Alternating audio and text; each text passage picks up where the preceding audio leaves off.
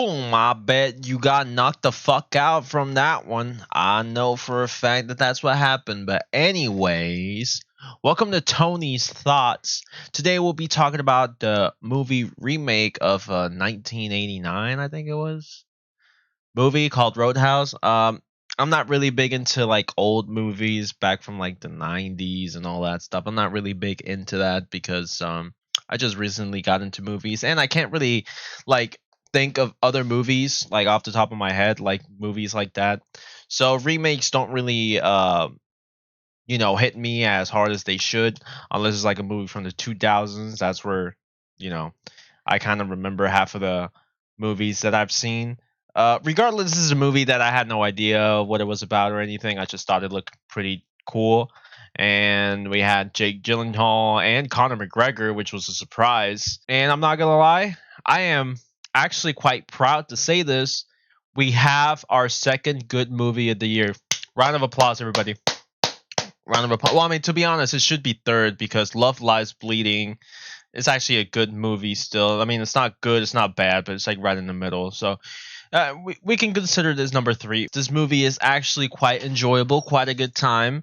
There's a couple things I would like to talk about, regardless of how good it is, and that has a lot to do with a lot of obvious stuff, right? So let's start with the first. The pacing in this movie is something that kind of felt icky for a lot of people. I went on Letterboxd after watching the film to put it on my list because I was excited to finally actually have a liked film in my 2024 films list.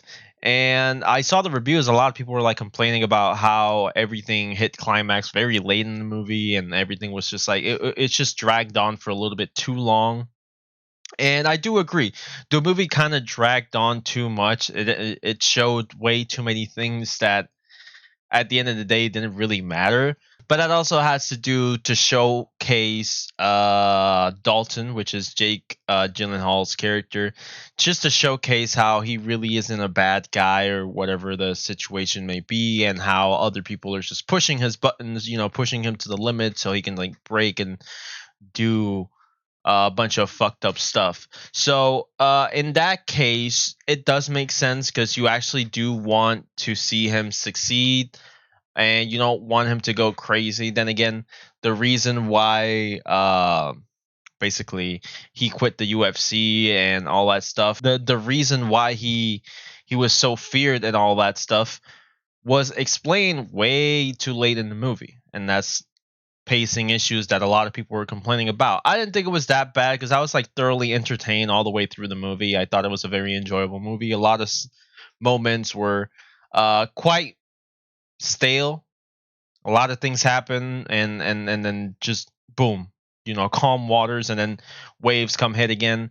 But I personally thought it was fine. I enjoyed it. I had a good time with it, and all in all, I thought pacing wise, the movie is all right. Did his job very well, and you get some sort of a satisfactory ending, which is something a lot of people like. I'm not exactly a fan of satisfactory endings. I like uncomfortable endings or open-ended endings, not like Love Lies Bleeding, but something more better. You know what I'm saying? And speaking of better, there's something in this movie that this was actually my sentence review on Letterboxd, and it's like some scenes in this movie. I don't know if this explanation really does make sense, but some scenes in this movie look like a PlayStation 4 exclusive game cutscene.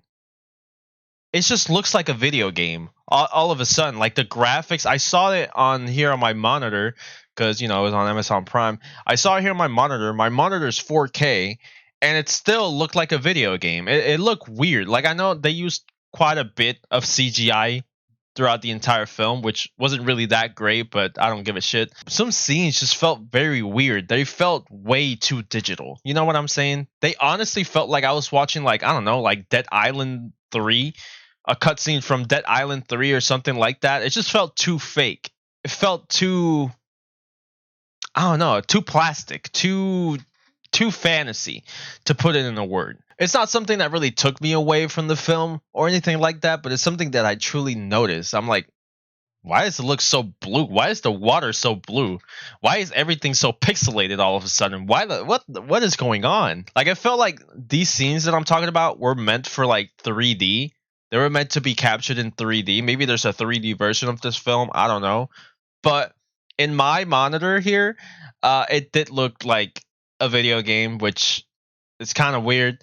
Also, there's like a color correction difference in one of the last fighting scenes where they're at a boat in the middle of the ocean, and then they're dropping from the boat. The color correction switches, so every blue becomes bluer, and then immediately switches back to like stale blue. Like it's just weird.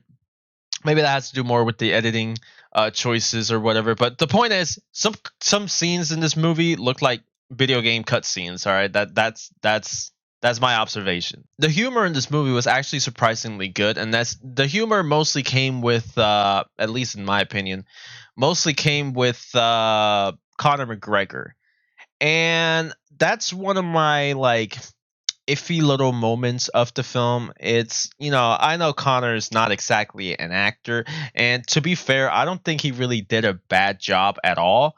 But why the fuck did they give him a role so annoying?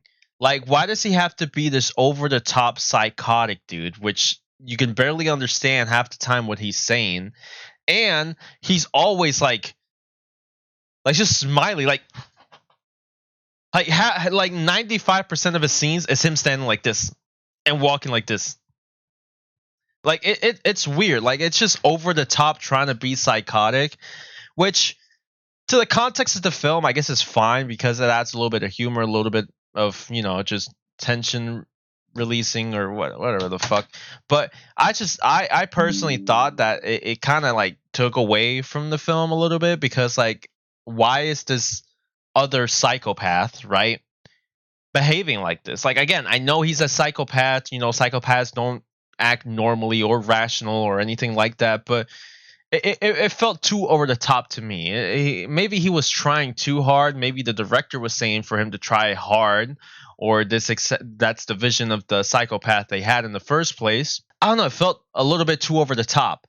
Regardless of that, I still think Connor did a very good job portraying this character, and he's very fun when he's on screen. Like you actually have a smile on your. I had a smile on my face every time it was on screen because it was funny. It was again over the top, so it's like it takes you away from the film. Like, okay, bro, this guy's trying too hard, but I like it. You know what I'm saying? Like it's enjoyable to watch. And that's something that, props to him for that. Like not a lot of people can nail that, and he did. I thought it was cool. I thought it was enjoyable to watch. I thought it was a good time. Needless to say, there's a lot of things surrounding the story that kind of did not make sense, like a particular cop that plays a pivotal role in the film that kind of plays two sides. Like at one point he's bad, and another point he's concerned, and then another point he's bad again, and then another point he just becomes a good guy. Like he just continuously keeps switching on how this character is, and I don't know, it felt kind of weird, kind of took me out because like I thought you was trying to kill this person, and then suddenly you're not, and then suddenly you want help from this person, and then suddenly you're helping this person. It's like too many switches when actually nothing really happened between the main character and this cop throughout that, except the fact that there's a character in the middle without giving any spoilers. But I don't think that character in the middle really carries that much to make this character switch this hard. You know what I'm saying? Like, I don't know. It felt kind of weird, but those are the only like minor complaints story wise. Like again, this is just a kick back, relax, watch movie. Like it's not a movie you're going to have to digest for 20 hours to actually like, get the whole grasp of it. Like it's just a really, really enjoyable film, throwback to like action movies. Again, pacing, it's a little bit of a lengthy film to get to the point where you actually have some action and you go, yes, finally we get to see fucking blood and everyone's just like fighting and just decking each other. Yes, it takes a bit to get there. But on the way there, there's a lot of very fun things happening, and it's just a good ride. It's just a good ride. It's just a good film. It's just, again, this is just the third good film of the year. and I cannot really say much bad about it. Just a couple issues. I'm not saying the movie is perfect by no fucking means, but it's a good time. It's a movie that I enjoyed, and I would recommend you watch if you're just kicking back, relaxing on a Sunday, Saturday, or Friday. Today's Friday. If you're just chilling at your house, you got nothing to do, put this movie on. You'll have a great time. It's just what it is. So, giving this movie a rating, I'll give it like a 7, 7.5, maybe an 8. It's just good. Just a very enjoyable film, and I thought it was great. It was great, and it's another good film for the year, which we're lacking on those. So I suggest you watch it. So I'll see you guys next time. Peace out. Have a great weekend.